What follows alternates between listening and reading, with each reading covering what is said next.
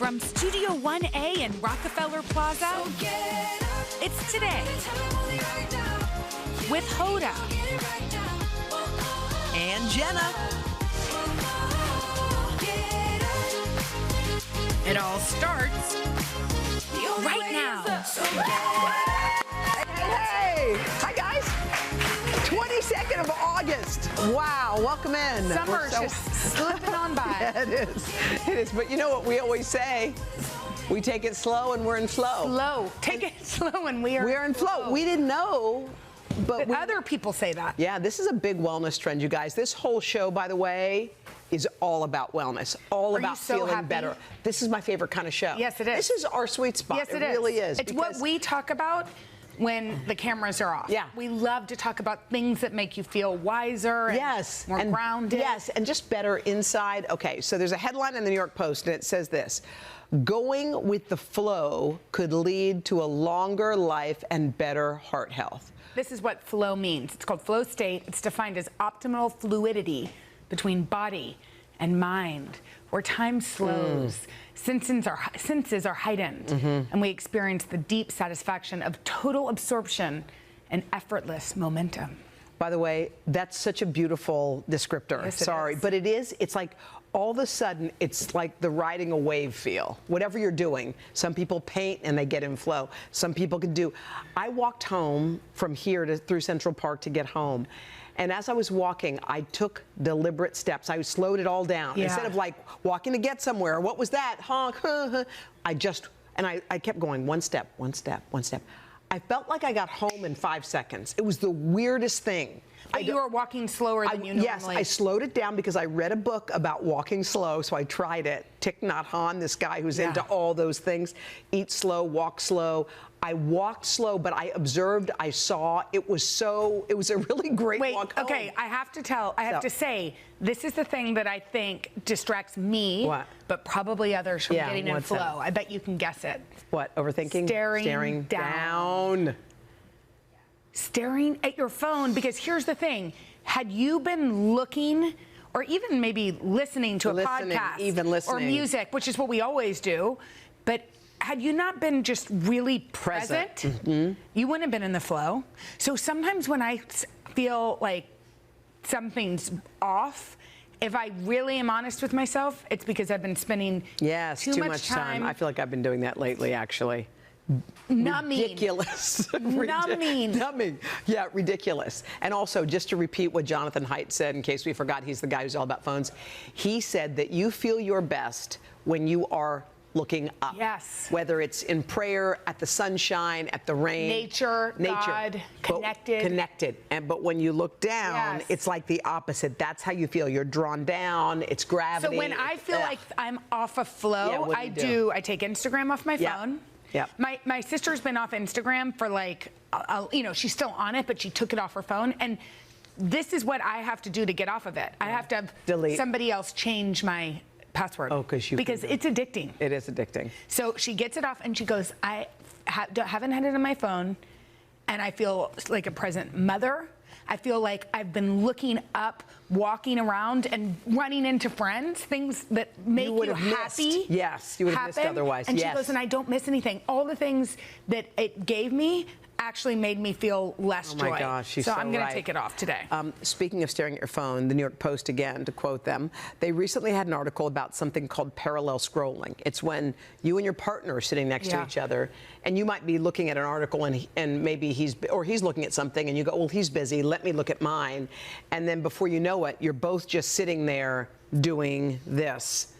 Because you're in isolation. Yes. You think you're being together, but you're not. But you're in a world here and instead of there. It's interesting because we parallel read. Yeah, but that's different. It is different. Yeah, because reading is much more present. The other takes you away. Yeah. I don't know. I mean, they both take you away, but I don't know. Yeah. We parallel read, and well, they say that if you do this, it kind of kills the vibe between you and your partner, obviously. Let's break that parallel scrolling. Okay, according to glamour.com, solitude is the next big wellness trend. Which is, by the way, being alone. I love it. It's so good. I can think of 10 things right now that I would be doing. Wouldn't you? Me too. You'd be reading, you'd be scribbling in your thing, you'd be doing, you'd do your breath work, meditating, anything.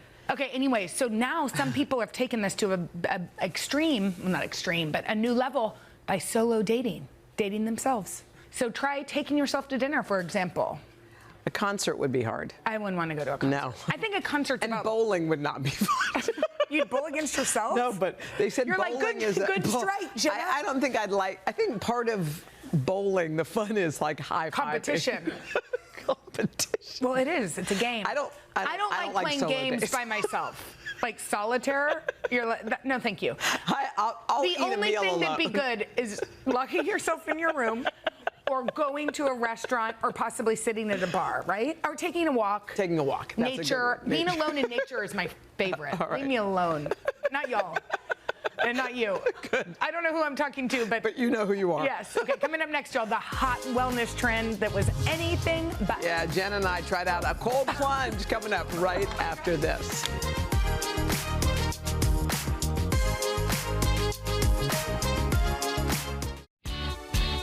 Like a lot of you guys, Jen and I have been thinking a lot about wellness and its impact on our lives. And recently, that journey led us to take a dip in very icy waters. No, it wasn't that polar plunge. We all know about how that time went.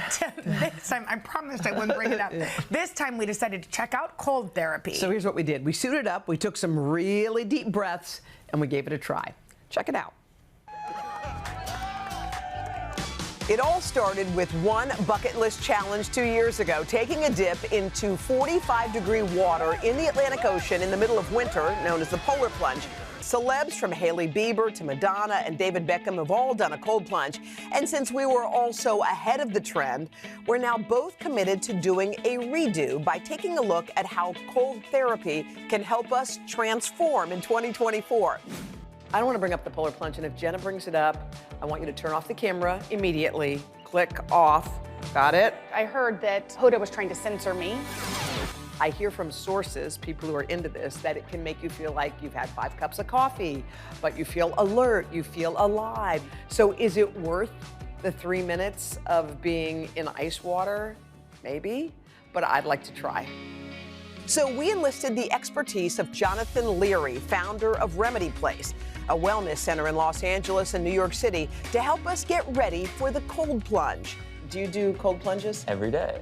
For how long? 6 minutes. Did you start with 30 seconds? Yeah, well, you know, you work your way up. It's just like any other form of training. We're gonna try for a minute and a half today. 30. A minute and a half, we can do it.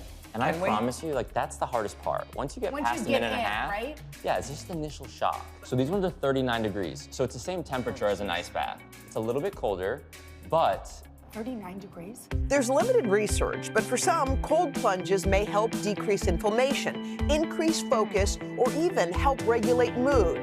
But before we can take the plunge, step 1 starts with breath work, a practice I've recently added to my routine. When I first heard about breathworks, I was like, oh, it's called breathing. I've been doing that since the day I was born. And one time I tried it. My body felt alive, it felt tingly, it felt emotional, it felt all these things. Breath work is to get your body situated for the cold plunge. Yeah. But what's happening to your body? You're oxygenating your body. Yeah. And when you're in there, it's actually helping you control your breath, and it's holding back your body from shivering. So it's helping you keep warm, and the more that you focus on the breath, the faster your body adapts. Breath work is also shown to help with decreasing stress and anxiety. It's 30 breaths. You start in through the nose, out through the mouth. In through the nose, out through the mouth. Last one, all the way out. Take a full inhale and hold that for 15 seconds. Now going into the ice bath after this, know that it's challenging, but it's worth it. And with that, let's plunge together. Okay, ready? 5, 4, 3, 2, 1. Go all the way in. Okay. You got it. Remember, control the breath. Slow the breath down. This first part's the hardest part. Focusing on the breath is going to help you adapt faster. While Jonathan recommends working up to 6 minutes in a tub, today's goal was 90 seconds. You guys already are a minute and a half in, so if we want to push it a little bit more. in? Should we go to 2? Yeah, let's go to 2. Maybe we do 2.5.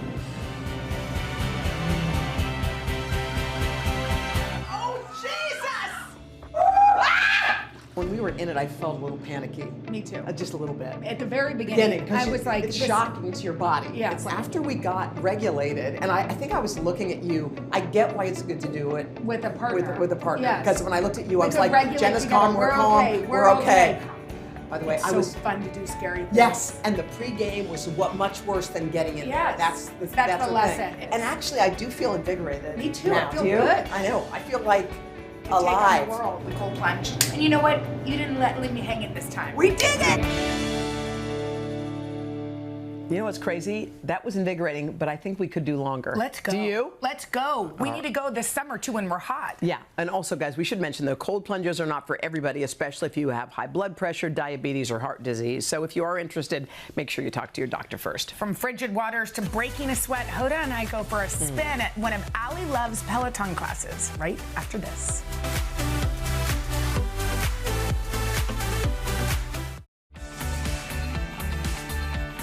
Now to our series With Love, and you all know our girl Ali Love, who's not just a Today contributor, but also has a huge following, is a Peloton instructor. We were followers before she even started working here, and we were wondering what goes on behind the scenes as she gears up to lead a class. So she invited us to join her for a ride at the Peloton studio right here in New York. Take a look. For the last 8 years, millions of riders around the world have welcomed me into their homes. When it gets tough, you get tougher. But on the other side of that screen, there's a lot of work that goes into the workout. And today, I'm giving you a behind-the-scenes look.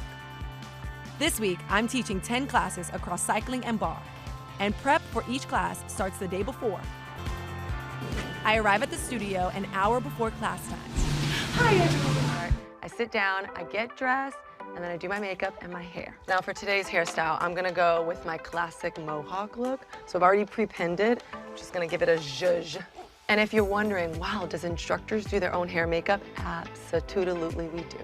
And if you're wondering, well, do you ever get nervous? Sometimes I get nervous. Today's class, I had some special guests. Hoda and Jenna. Thank you. Let's get some shoes. And they brought some friends, today's show staffers. This is the moment, especially with the team and with the ladies. It's really exciting. I know that this is one of the most highly coveted classes, and I know Ali is going to give all the love that she normally does. Before class, I brought my girls backstage. This is crazy. It's awesome. So what do we need to know? We've never done an in-person class. You just have to have fun. That's it. Have fun. Don't get caught up on the leaderboard or the number. Well, you don't know how long we've been looking forward to this. Right, and we've never done it. I was nervous. I was It's like, hard to get in. Well, it's hard to get in, but also on a Monday, I was like, you worked on a Monday and then you showed up. I was like, course, we were show here. up. See, they keep their word. Of course. And then it was showtime. You have officially been cast in a live production. Broadcast to millions of our members around the world. So get ready to bring that boss energy.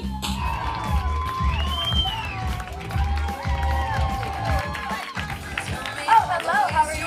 Hi, I'm Sarah. What's up, Allie? You got Joe here and Sean. All right, green team, let's do it. A 30-minute pop ride. Deep inhale here. Exhale. 1, 2, 1, 2, 1, 2. Hey, but I got my girls here, okay? Big shout outs to Hoda and Jenna here. Quick and spicy in 3, 2, add it, take it up. Let's go, knees up. Riders in the studio and at home follow my lead. It's 1, 2, 1, 2. Adjusting their cadence and resistance. Drop your cadence to a walking pace. And if you're wondering what's happening while we're riding in the studio, well, we have our own producers and control room who bring the full class experience to members at home. On elbows down, pedals down. This is gonna be challenging. About your seat, hold it. In 3, 2, 1, saddle. If you need to take 2 off, take 2. You're welcome. Awesome, everyone. After class, I had a little something special waiting for my love squad. My signature smoothie called Ali Loves. Today was absolutely incredible. The energy in there was like nothing I've ever experienced. I'm so grateful to have my Today Show family with Hoda and Jenna, and the whole crew was exceptional, blew my mind, and more importantly, it shows the power of community. How cool was that Peloton studio, by the way? Oh my God, we loved it there. Wasn't it amazing? So much. Let's go back. Okay, if you want to check out the class we took, it's on demand on the Peloton app. Just search for Allie Love's 30-minute classes and scroll down. It was in early February, so you got to keep scrolling. Down the line. All right, coming up next, get ready to get inspired. We are talking to Chip Conley. His message will change your outlook on midlife and why the best is yet to come after this.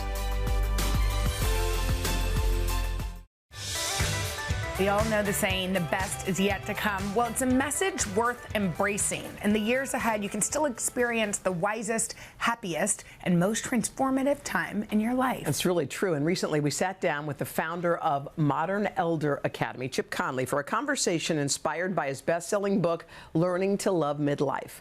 Take a look.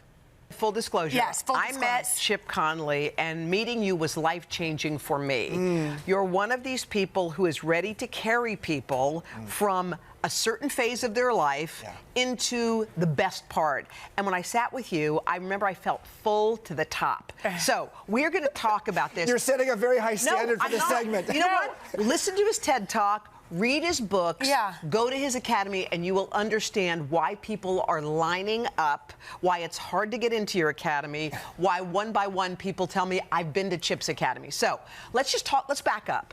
So you were living your life, you're a hotelier, you started a hotel business. Life was going along fine. And then something happened that changed your trajectory. Yeah, and just as true, you know, first of all, honored to be here. Love both of you. And so in my late 40s, all of a sudden, my life fell apart. And I started calling it the midlife crisis. I now call it a midlife chrysalis because midlife for the butterfly is the chrysalis between caterpillar, butterfly, chrysalis, butterfly. And I didn't know what to do with myself. And I lost 5 male friends to suicide between 2008 and 2010. And for me, I had to have an NDE. I had a near-death experience. I died and went to the other side and came back. And that was when I woke up to saying, okay, I want to try to do midlife differently. And I did what I call now the great midlife edit. I let go of the things in my life that just weren't working. What did you let go of that other people could possibly think about for their own lives? Some of it was my mindset. Some of it was my mindset of like, oh, and maybe my expectations. You know, my parents, who I love deeply and probably are watching right now, you know, at some level there's a point of like, oh, I'm going to be president of the United States someday. Like, no, I'm letting go of that one for sure. We won't even go there, my dear. I know. I need a lot of therapy. But everything from, you know, climbing Mount Everest to having a New York Times bestseller. I mean, there were a lot of things that I just sort of like, you know what, I'm going to let go of those expectations. Brené Brown calls it the midlife unraveling. And she says you start to unravel the expectations that have got you so bunched up. Like to be raveled means something that's so bunched up you can't get it undone. So for me, it was like letting go of some expectations. And what happened then? And then, you know, I sold my company. I sold the boutique hotel company at the bottom of the Great Recession, which was not the best idea financially, but it's what I needed. I gave myself a midlife atrium, which is sort of a space to actually reimagine what was next. And then I was asked by the founders of Airbnb 11 years ago to be their modern elder, which is like, oh, you're making fun of my age. And you were 49. I was 52. Okay. They were in their 20s and early 30s. And they said, Chip, a modern elder is someone who's as curious as they are wise. And that's when I said, like, okay, that's what I want to be when I grow up. And I spent the next 7.5 years guiding them up to their IPO. And I loved it. And I started to realize, wow, I had the tale of 2 midlives. A midlife I hated in my late 40s, and a midlife I loved in my 50s. And that's why I decided to write the book. They do feel in a funk when they're in midlife. So what's the upside? Like, what's the good stuff of midlife? Well, we tend to, in midlife, we often are looking at the losses. And sometimes the losses are very physical. I mean, let's recognize that as a society, anti-aging products are often anti-woman products in the sense that they're about making you feel badly about the physical effects of age. And so, let's know that some things get worse with age, and we know what those things are. Your short-term memory, you know, just as you get comfortable in your own skin, it starts to sag, etc. But what gets better with age? And that's what this book's about, is the 12 reasons why life gets better with age is the subtitle.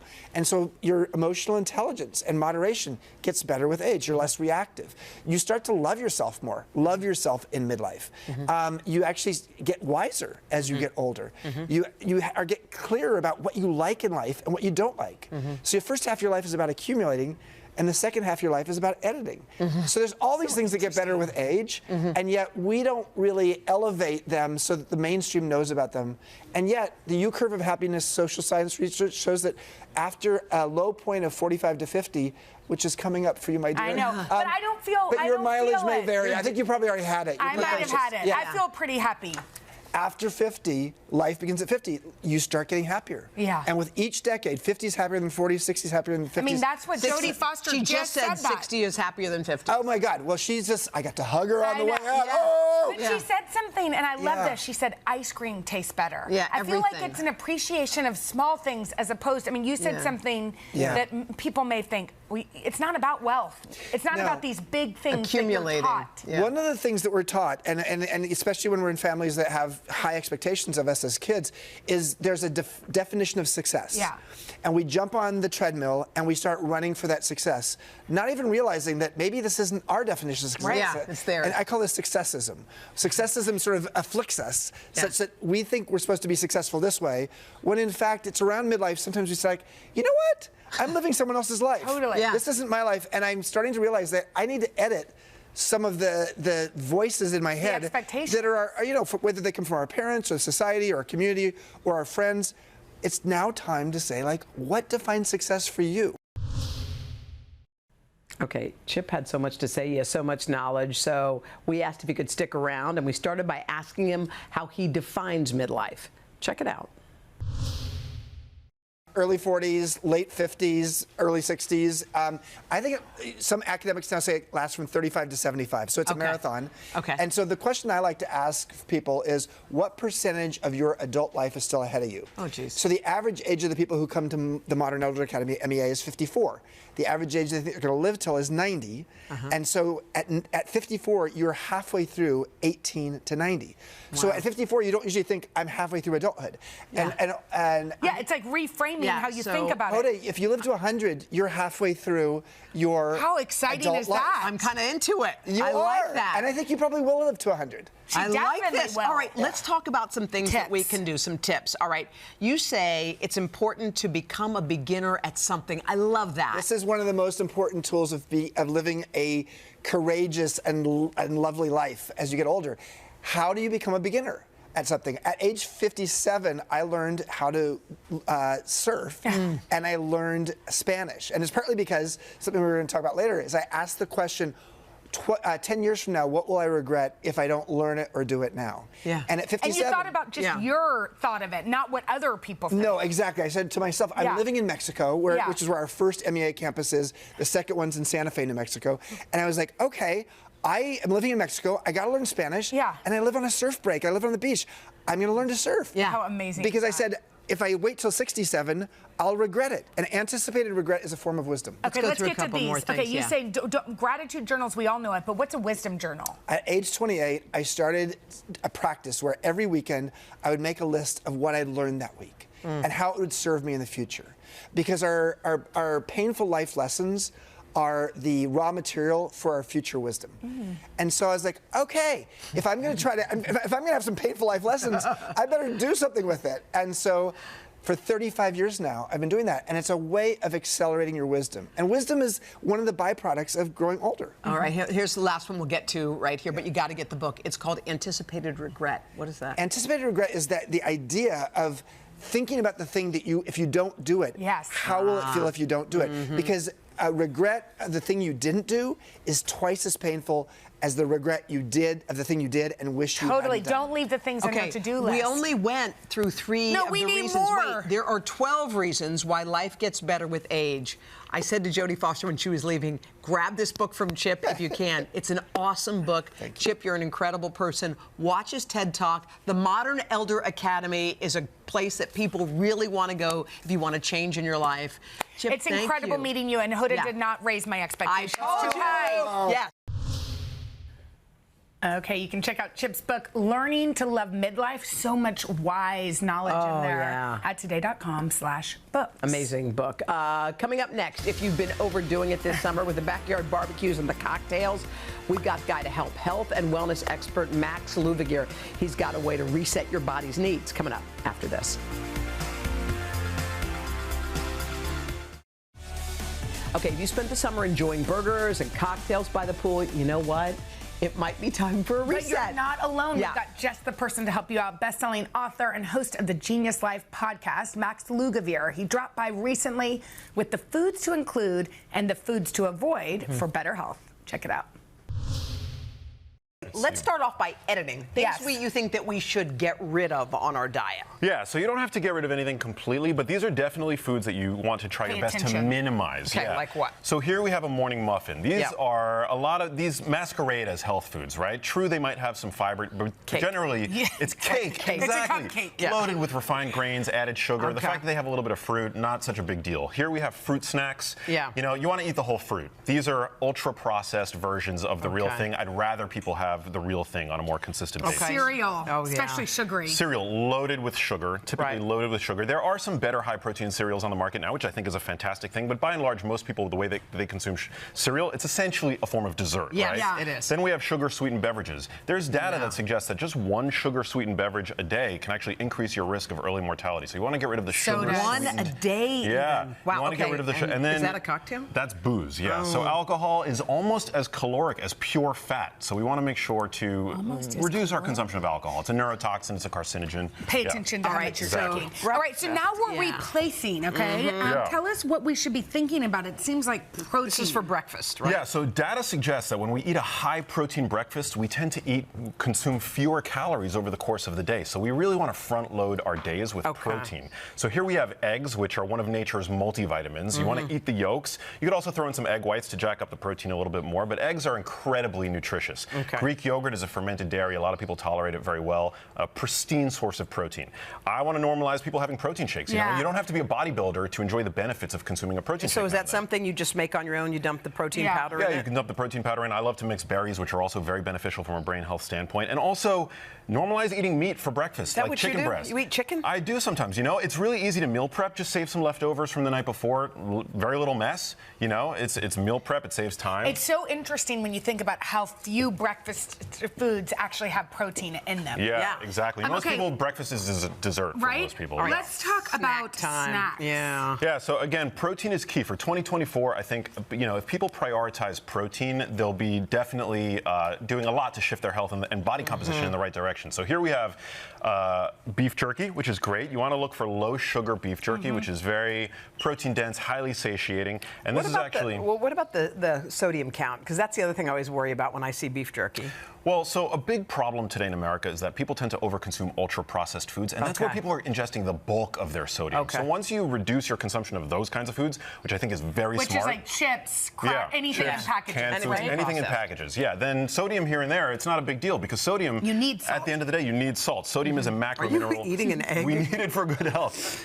Again, you told me I needed to up my protein. Hard-boiled eggs. Hard-boiled egg. Hard-boiled egg? I do like.